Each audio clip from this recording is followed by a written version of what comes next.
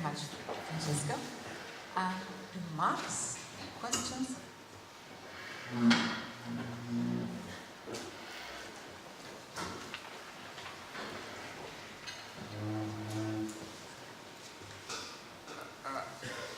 I've always been a little bit puzzled by these global convergence theories, because in the United States, fertility has not converged across the states over many centuries.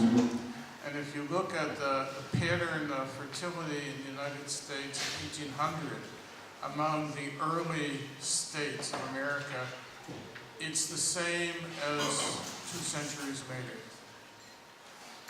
There's been no convergence, same language, same cultures and everything. I don't see any reason why one ought to presume somehow that even in a place like America, we get convergence.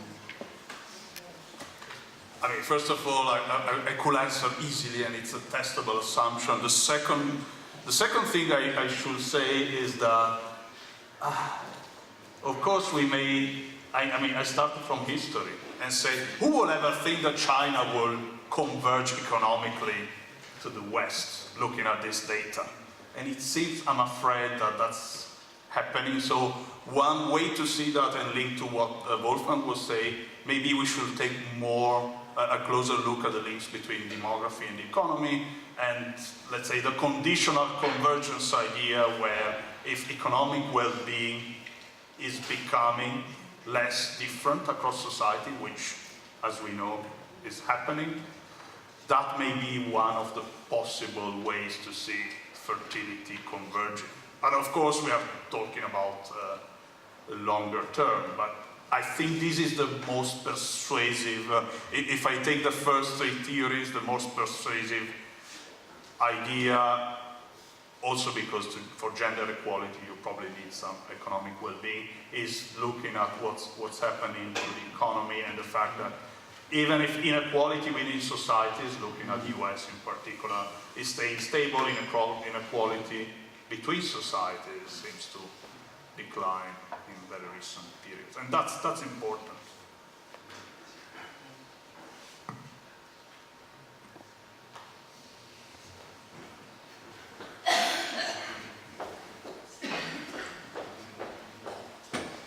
Hi Francesco, great talk.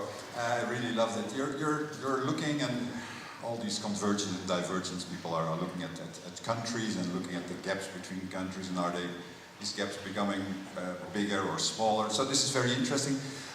Can't we push it as demographers one step further and look at the convergence or divergence at fertility patterns within countries, between social groups? Because I think that if you look at societal and social issues that are with us today, perhaps that's also relevant to look at as demographers. What's your thinking on that?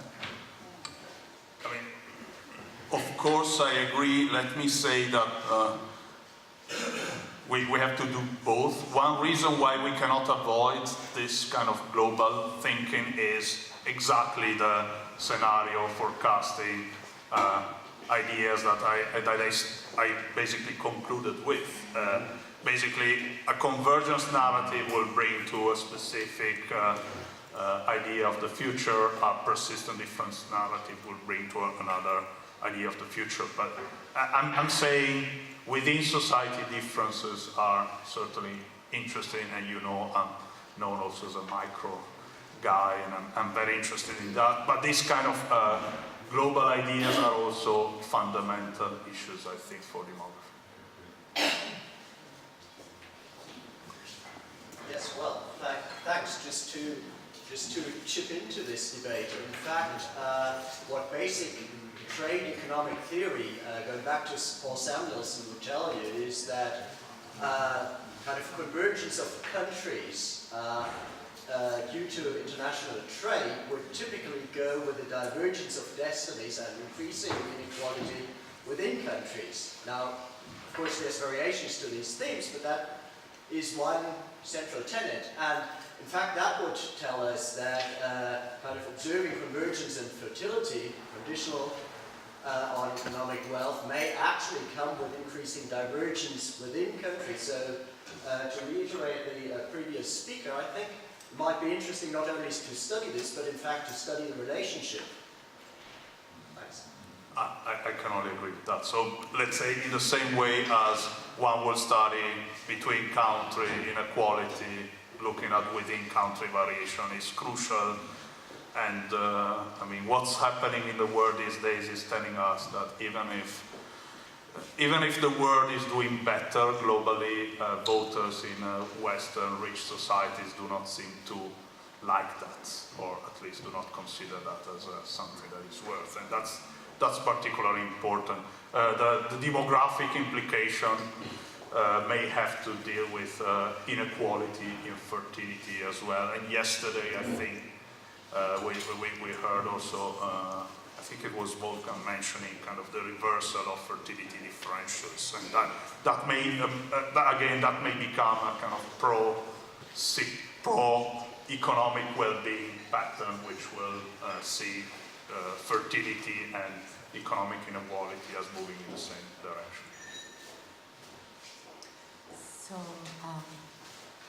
one last short question.